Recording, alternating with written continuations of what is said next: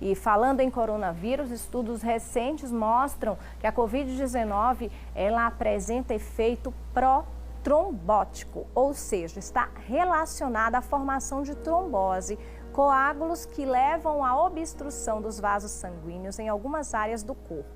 E a trombose aí, nesses casos, está relacionada não só à gravidade clínica dos pacientes, mas também ao efeito direto do vírus dentro da corrente sanguínea. Para saber como identificar e prevenir esse efeito, a gente vai conversar com um cirurgião vascular, doutor Felipe Menezes. Doutor Felipe, muito boa tarde. Boa tarde, Jaqueline. Agradeço pelo convite. Nós que agradecemos. Nós que agradecemos. E primeiro eu queria que o senhor explicasse, né, essa relação aí, Covid e trombose. Joia. Jaqueline, como você muito bem colocou, de fato a trombose é uma doença protrombótica, ela está associada a um estado de hipercoagulabilidade, que é quando existe uma propensão dentro da circulação venosa a formar coágulo. Esse coágulo ele pode ser formado não só nos membros inferiores, que são as pernas, como também em outros órgãos, o que vai aumentar a morbidade e até a mortalidade desses pacientes, principalmente os pacientes mais graves. Sim, e é isso que a gente, né, está com essa preocupação, porque nós estamos percebendo que as pessoas que tiveram a Covid, que foram acometidas aí pela Covid, elas estão tendo aí um pós preocupante, né? Vários tipos de consequências a partir desse vírus que foram adquiridos durante o período da pandemia. Então, a pessoa seria, né, curada e, ao mesmo tempo, ela agora está tendo outros problemas relacionados. Exatamente. Na prática, o que a gente vê no nosso dia a dia é um aumento no número de casos, tanto no consultório quanto dentro do hospital, de forma intra-hospitalar, onde até mesmo alguns pacientes que já tiveram alta, que já passaram pela fase mais crítica, porém que ainda estão naquela fase de quarentena dentro de casa ou então em outra localização, vão evoluir para a forma tardia da trombose, certo? Isso foi visto em vários estudos, lembrando que assim, todo mundo, os principais cientistas do mundo têm estudado isso, diversos artigos científicos já vão mostrando essa relação e por isso é tão importante nós, profissionais da área, conhecermos esse risco e identificarmos os pacientes que estão sob risco aumentado para a gente estar atuando dessa forma, visando diminuir a chance da trombose e também diminuindo a chance da complicação da trombose, ou seja, tão importante quanto o diagnóstico e a prevenção é o tratamento. Lembrando que a trombose é uma doença que ela está categorizada como uma das principais causas de morte evitável no mundo e por isso que é tão relevante o assunto. Sim. E é importante, né, a gente também abordar os sintomas que podem servir de alerta sobre a trombose. Certo. O que acontece? Os principais sintomas são dores, principalmente dores muito intensas e agudas que acontecem. O paciente ele dorme tudo bem e no outro dia ele começa a apresentar uma dor muito forte que até então ele nunca sentiu. Além Sim. da dor, o inchaço chama muita atenção. Alguns outros sintomas podem acontecer, mas esses dois seriam os dois principais, que são a dor e o inchaço. Lembrando que alguns pacientes, eles não apresentam sintoma, mesmo assim eles possuem a trombose. Ou seja, aqueles pacientes mais graves, mais idosos, que estão evoluindo para a forma com necessidade de oxigênio, com necessidade de uma UTI, eles estão sob um risco maior. E é nesses pacientes que a gente tem que prevenir de forma mais rigorosa, visando reduzir esse risco. Sim.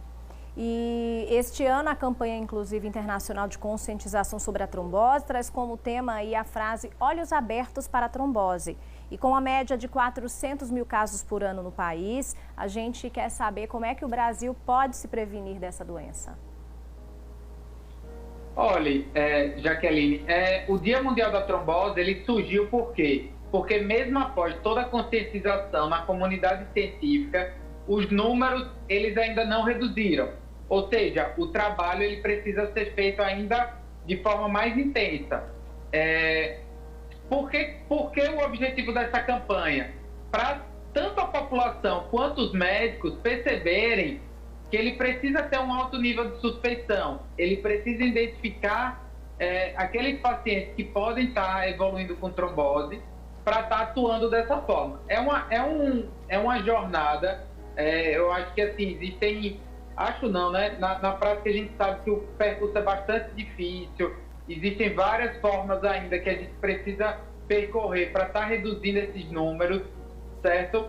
Porém, o fato nós, como veículos de comunicação, nesse momento, a gente tem esse papel, certo, de estar levando conhecimento para aquelas pessoas que merecem saber e dessa forma estar atuando, certo? Sim.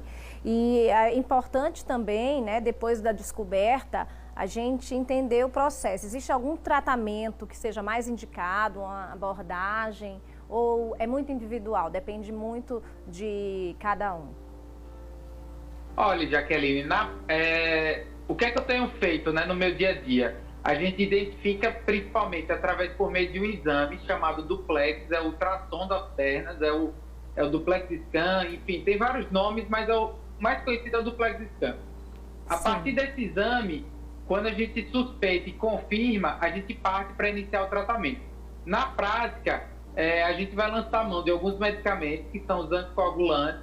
Existem vários no mercado, existem em apresentação oral, que são os comprimidos, existem também as injeções.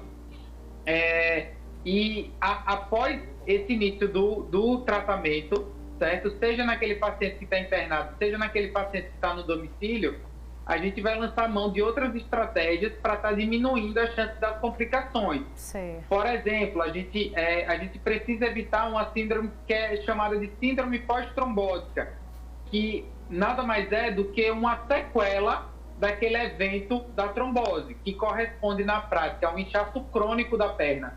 É como se o paciente não tivesse tratado de forma satisfatória e ele vai ficar com dores, cansaços, ele vai ter dificuldade às vezes para caminhar.